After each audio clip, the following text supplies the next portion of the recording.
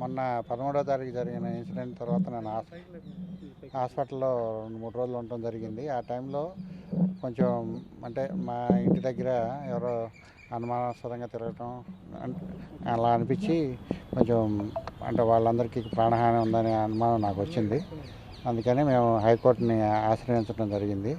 వారు ఏమన్నారంటే ఓకే, మేము ప్రొటెక్షన్ గురించి అడిగితే సరే ఇక్కడ ఎస్పీ ఆఫీస్కి, అట్లాగే తెనాలి ఏఎస్పీ, స్టేట్ ఎస్హెచ్ఓకి, అట్లాగే సిఎస్ గారికి, ఎలక్షన్ కమిషనర్ ఆఫ్ ఇండియాకి, అట్లాగే ఎలక్షన్ కమిషనర్ ఆఫ్ ఆంధ్రప్రదేశ్కి రిప్రజెంటేషన్లు ఇవ్వండి, మీకు తగిన ప్రొటెక్షన్ ఏర్పాటు చేస్తూ ఉన్నారు.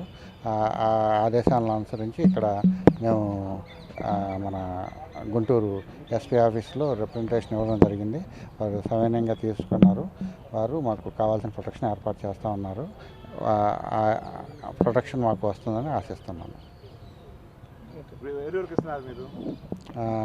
ఎస్పీ గారికి, గుంటూరు ఎస్పీ గారికి, ఏఎస్పీ గారికి, ఎస్హెచ్ఓకి, మళ్ళా డీజీపీ గారికి, సిఎస్ గారికి, ఎలక్షన్ కమిషన్ ఆఫ్ ఇండియాకి, ఎలక్షన్ కమిషన్ ఆఫ్ ఆంధ్రప్రదేశ్కి మెయిల్స్ పంపించాం. బట్ కలవడానికి ప్రయత్నిస్తాను.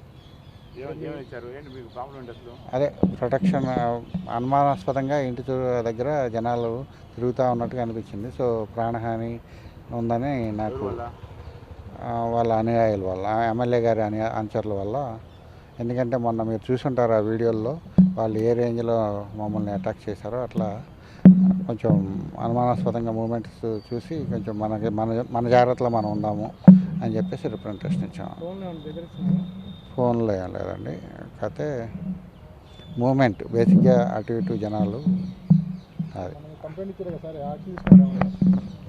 మొన్న కంప్లైంట్ మీద అదే వాళ్ళు ఎంక్వైరీ చేస్తున్నారు.